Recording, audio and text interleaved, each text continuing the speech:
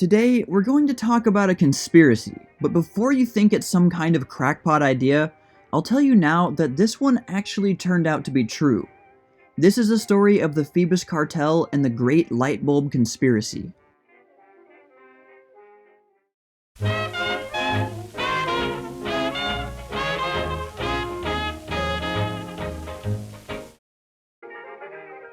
In 1879, Thomas Edison and Joseph Swan both independently produced the first carbon filament light bulb. Compared with earlier platinum filament light bulbs, these new ones were much more affordable and the future looked very bright. Get it? Okay, anyway, we all know that Edison's light bulb came out on top. This early light bulb could only last about 14.5 hours. Then Edison used bamboo, which increased the bulb's lifespan to 1200 hours, though it still wasn't too bright. In 1911, the carbon filament light bulb was replaced by a metal filament bulb containing tungsten, made by Edison's company General Electric. The next step was making these light bulbs last longer. This would solve the major problem of darkness at night, and had the potential of rapidly increasing productivity around the world. As we've already seen, the use of bamboo helped this, but more innovation was to come.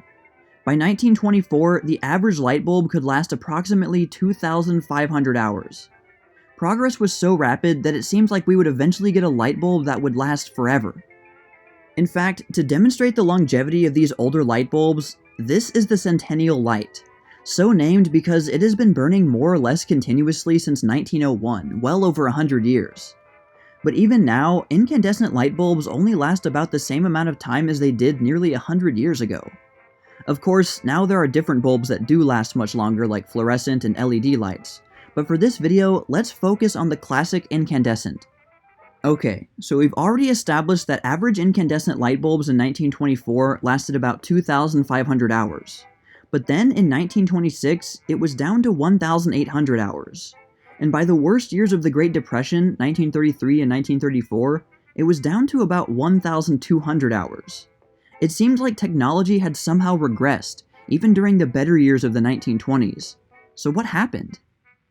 Well, first, let's think about simple business. If light bulbs in the 1920s lasted tens of thousands of hours, then people wouldn't buy as many.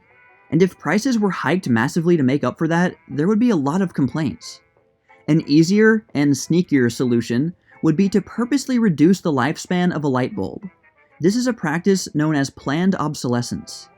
And let's keep in mind that all of the companies making light bulbs were not doing it for the betterment of mankind, they were doing it for money. So some of the biggest light bulb manufacturers from around the world got together and made a plan to purposely reduce the lifespan of their bulbs. The leading businessmen from these companies secretly met in Geneva on December 23, 1924. This coalition was initially pushed by the German company Osram, and it quickly gained traction. Many of the biggest players in the industry were involved, becoming collectively known as the Phoebus Cartel. This conspiracy included the major light bulb manufacturers from Germany, the Netherlands, France, Hungary, and the United Kingdom in Europe, as well as China and Japan in Asia, and Brazil and Mexico in Latin America.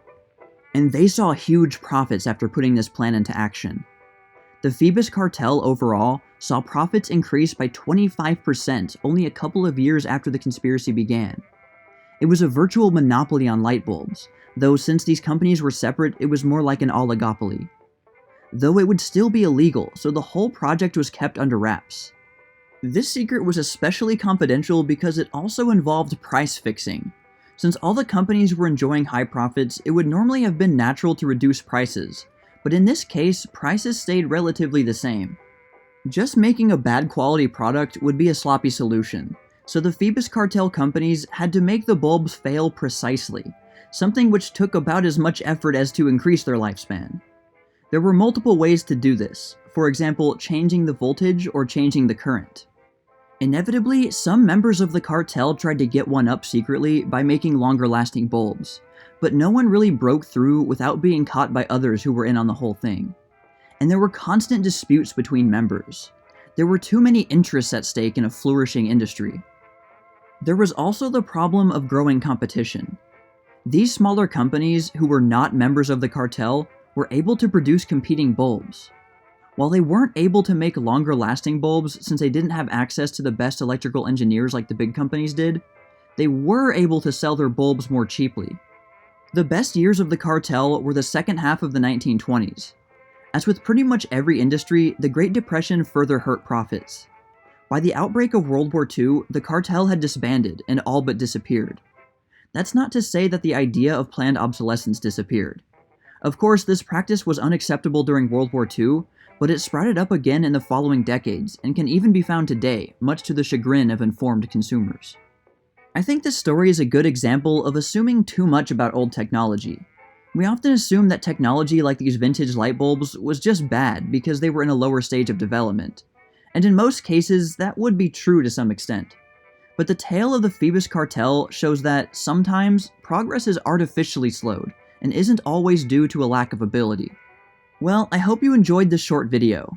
I only recently found out about the Phoebus Cartel, and I knew I had to make a video about it. It's both surprising and not surprising at all. People think these kinds of unethical business practices are a modern invention, but they've been around for a very long time. Well, anyway, that's all for now, all you sheiks and gals out there, but stay tuned for more tales from the Jazz Age.